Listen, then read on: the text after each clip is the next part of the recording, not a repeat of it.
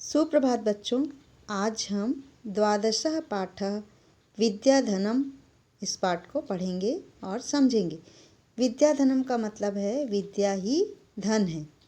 इस पाठ का सार इस प्रकार है कि विद्या जो है कल्पलता की तरह होती है। इस पाठ में विद्या का महत्व बताया गया है। जैसे विद्या को कोई चोर चुरा नहीं सकता, राजा छीन नहीं सकता और भाई जो है बांट नहीं सकता। विद्या जो होती है सभी धनों में श्रेष्ठ है। इसे व्यय किए जाने पर यह बढ़ती है। जितना आप खर्च करोगे उतनी आपकी विद्या बढ़ती चली जाएगी। विद्या जो है मनुष्य का सौंदर्य है। यह गुप्त से गुप्त धन है। यह अनेक भोगों को देने वाली है और सुख प्रदान करने वाली है। राजाओं में ज्ञान की पूजा होती है, धन की नहीं। मनुष्य की शोभा न तो हार से बढ़ती है, न ही पुष्प से और न ही अनुराग के द्वारा बढ़ती है। मनुष्य की शोभा ज्ञान से बढ़ती है। विद्या जो है इस पाठ में बताया गया है कि मनुष्य की शोभा न हार से बढ़ती है, न पुष्प से बढ़ती है और न ही अंगराग के द्वारा बढ़ती है। मनुष्य की शोभा ज्ञान से बढ़ती है। विद्या माता की तरह रक्षा करती है, पिता की तरह हित का साधन करती है। यह शोभा को बढ़ाती है। विद्या मनुष्य का सभी प्रकार से भला करती है। तो आइए इस पाठ का श्लोक अब हम समझेंगे। पहला श्लोक है न चौरहार्यम। चौरहार्यम का मतलब चोर के द्वारा चुराने योग्य। न राजहार्यम। राजहार्यम का मतलब राजा के द्वारा छीनने योग्य। न भ्रातृभाज्यम। न च भारकारी। भ्रातृभाज्य माने भाइयों के द्वारा बांटे जाने योग्य। भारकारी यानी भार बढ़ाने वाला। व्यये कृते वर्धते एव नित्यम। विद्याधनम सर्वधन प्रधानम। न चौरहार्यम। विद्या जो है सभी धनों में प्रधान है। यह चोर के द्वारा चुराने योग्य नहीं है। न च राजहार्यम। राजा के द्वारा छीनने योग्य नहीं है। न भ्रातृभाज्यम। भाइयों के द्वारा बांटे जाने योग्य नहीं है। न च भारकारी तथा भार बढ़ाने वाला नहीं है। व्यये कृते वर्धते एव नित्यम। यहाँ बताया गया है श्लोक में कि खर्च किए जाने पर, व्यय यानी खर्च किए जाने पर यह धन नित्य बढ़ता है। नित्य माने प्रतिदिन, हर दिन, हर समय नित्य बढ़ता जाता है, कम नहीं होता। विद्या धनम सर्वधन प्रधानम। इसलिए विद्या को सभी धनों में प्रधान कहा गया है। मतलब ये विद्या जो है एकदम ही श्रेष्ठ बताया गया है। सबसे श्रेष्ठ जो है विद्या ही होती है। तो सभी धनों में श्रेष्ठ विद्या ही है। विद्या धनम सर्वधन प्रधानम। सभी धनों में विद्या श्रेष्ठ है। तो ये आपकी पहली जो 4 लाइन है उसका अर्थ हम एक बार फिर से बोलते हैं। विद्या धन सभी धनों में प्रधान है। यह चोर के द्वारा चुराने योग्य नहीं है, राजा के द्वारा छीनने योग्य नहीं है, भाइयों के द्वारा बांटे जाने योग्य भी नहीं है तथा भार बढ़ाने वाला भी नहीं है। खर्च किए जाने पर यह नित्य बढ़ता जाता है, कम नहीं होता है। अब हम दूसरा श्लोक देखते हैं। विद्या नाम नरस्य रूपमधिकम प्रच्छन्न गुप्तम धनम। विद्या भोग करी यशः सुख करी।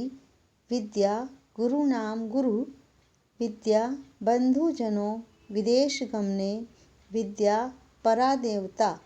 विद्या राजसु पूज्यते न ही धनम विद्या विहीनः पशु। इसका अर्थ इस प्रकार है। विद्या नामक मनुष्य का अधिक सौंदर्य होता है। नरस्य यानी मनुष्य का। विद्या नाम नरस्य रूपम अधिकम। विद्या नामक मनुष्य का अधिक सौंदर्य होता है। मतलब जिसके पास विद्या है उस मनुष्य का सौंदर्य अलग से ही दिखाई देता है। प्रच्छन्न गुप्तम धनम। प्रच्छन्न गुप्तम मतलब गुप्त से गुप्त धन। यह गुप्त से गुप्त धन है। विद्या भोग करी यशः सुख करी। विद्या गुरु नाम गुरु। विद्या भोगों को देने वाली तथा यश व सुख प्रदान करने वाली है। विद्या बंधुजनों विदेश गमने विद्या परा देवता। विद्या जो है गुरुओं की गुरु होती है। विदेश जाने पर विद्या ही बंधुजन है। यहाँ लिखा है विद्या बंधुजनों विदेश गमने विद्या परा देवता। विद्या राजसु पूज्यते न ही धनम विद्या विहीन पशु। विद्या सबसे बड़ी देवता है। विद्या परा देवता, परा यानी सबसे बड़ी, सबसे बड़ा देवता। राजाओं में विद्या की पूजा होती है। विद्या राजसु पूज्यते, राजसु यानी राजाओं में, राजाओं में विद्या की पूजा होती है, ना कि धन की। ना ही धनम विद्या विहीना पशु, धन की पूजा राजाओं में नहीं होती है। विद्या विहीना पशु, विद्या जो से विहीन व्यक्ति है वो पशु के समान है। जिसके पास विद्या नहीं है उसको यहाँ पर पशु कहा गया है। फिर से सुन लीजिए इसका 4 लाइन का अर्थ। विद्या नामक मनुष्य का अधिक सौंदर्य होता है। यह गुप्त से भी गुप्त धन है। विद्या भोगों को देने वाली तथा यश व सुख प्रदान करने वाली है। विद्या गुरुओं का गुरु होती है। विदेश जाने पर विद्या ही बंधुजन है। भाई के समान है, मित्र के समान, बंधु यानी मित्र, मित्र के समान है। विद्या सबसे बड़ी देवता है और विद्या जो है राजाओं में पूजी जाती है। राजाओं में विद्या की ही पूजा होती है, धन की पूजा नहीं होती। विद्या से विहीन जो भी व्यक्ति है उसको पशु यहाँ पर कहा गया है, वो पशु के समान है। 3rd लाइन है, 3rd श्लोक है। केयूरा न विभूषयन्ति पुरुषम हारा न चंद्रोज्ज्वला न स्नानम न विलेपनम न कुसुमम न अलंकृता मूर्धजा वाणिका समलंकरोति पुरुषम या संस्कृता धार्यते क्षीयन्ते अखिल भूषणानि सततम वागभूषणम भूषणम। यहाँ पर कवि ने बताया है कि केयूरा का मतलब होता है बाजूबंद। बाजू में जो बांधते हैं हाथ में, बाजूबंद को केयूरा संस्कृत में कहा जाता है। चंद्रोज्ज्वला चंद्रमा के समान शोभायमान। विलोपनम शरीर पर लेप करने योग्य सुगंधित। अलंकृता सजाए हुए। मूर्धजा का मतलब होता है हेयर। समलंकृत करोति अच्छी प्रकार सुशोभित होती है, करती है। संस्कृता का मतलब होता है संस्कार से युक्त। धार्यते का मतलब होता है धारण की जाती है। क्षीयन्ते का मतलब होता है नष्ट हो जाते हैं। सततम का मतलब होता है सनातन।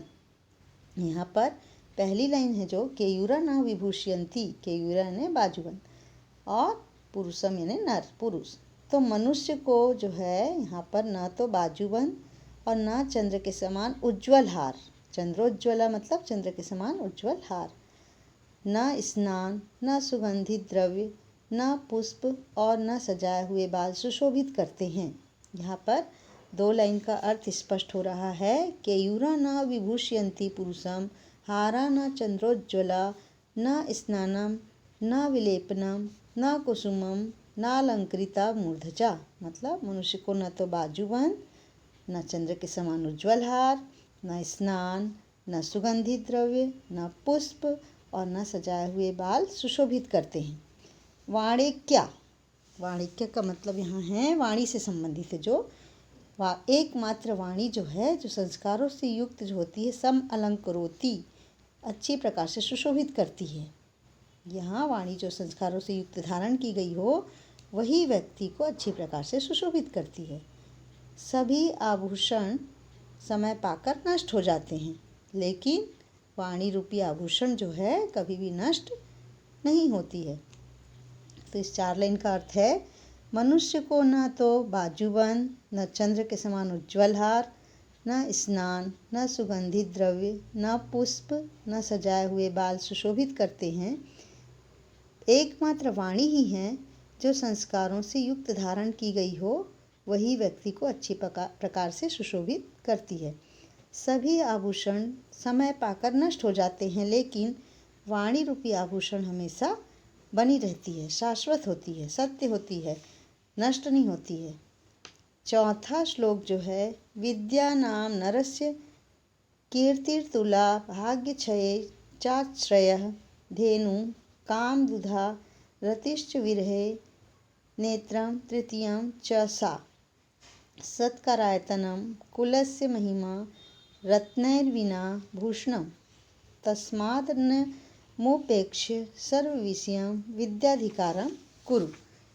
अतुला का मतलब होता है अत्यधिक, कीर्ति मतलब यश, क्षय का मतलब नाश, आश्रय है ना सहारा, आश्रय का मतलब सहारा, काम दुदय ने इच्छा को पूर्ति करने वाली, विरहे मतलब वियोग में, आयतनम मतलब घर, रति का मतलब प्रेम, उपेक्ष मतलब छोड़कर, भूषण मैंने सजावट।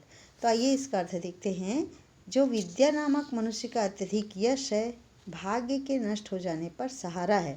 पहली लाइन जो लिखी है ना, विद्या नाम नरस्य कीर्ति तुला भाग्य क्षय चाश्रय, मतलब विद्या नामक मनुष्य का अत्यधिक यश जो है भाग्य के नष्ट हो जाने पर सहारा है। यदि मनुष्य का भाग्य नष्ट हो जाता है तो उसका जो यश है वो उसके लिए सहारा का काम करता है। कीर्ति उसकी जो फैली होती है वही उसके लिए सहारा बनता है। इच्छाओं की पूर्ति करने वाली गाय अर्थात कामधेनु है। वियोग की दशा में प्रेम है। तीसरी आँख है। सम्मान का निवास है। कुल की महिमा है और बिना रत्नों का आभूषण है। इसलिए अन्य सभी विषयों को छोड़कर विद्या का अधिकार करें। यहाँ कहा गया है कि हम सभी विषयों को त्याग दीजिए और हमेशा विद्या का अधिकार कीजिए, विद्या को प्राप्त कीजिए और अपना अधिकार समझिए कि हमें विद्या ग्रहण करना है। देखिए, विद्या नाम नरस्य कीर्तिर्तुला भाग्य क्षय चाश्रय धेनु काम दुधा रतिश्च विरहे नेत्रं तृतीयं च सा सत्कारयतनं कुलस्य महिमा रत्नैर्विदा विना भूषणं तस्मादन्नमुपेक्ष्य सर्वविषयं विद्याधिकारं कुरु। यहाँ इसका अर्थ इस प्रकार है कि विद्या नामक जो मनुष्य का अत्यधिक जो है यश है, भाग्य के नष्ट होने पर जो यश है वो सहारा बन के आता है। इच्छाओं की पूर्ति करने वाली कामधेनु गाय है। वियोग की दशा में प्रेम है। तीसरी आँख है। सम्मान का निवास है। कुल की महिमा है और बिना रत्नों का आभूषण है। इसलिए अन्य सभी विषयों को छोड़कर यहाँ पर विद्या का अधिकार करने के लिए कहा गया है कि सभी विषयों को त्याग करके विद्या का अधिकार कीजिए। ये आपका कर्तव्य है कि आप विद्या ग्रहण कीजिए और अधिक से अधिक विद्या को खर्च भी कीजिए। सब में विद्या बांटिए। जितना आपके पास ज्ञान है, जितना बांटेंगे आप उतने अधिक ज्ञानी कहलाएंगे, क्योंकि विद्या जो है खर्च करने पर बढ़ती है। यही श्लोक में बताया गया है। तो विद्या जो है धन के समान मानी गई है।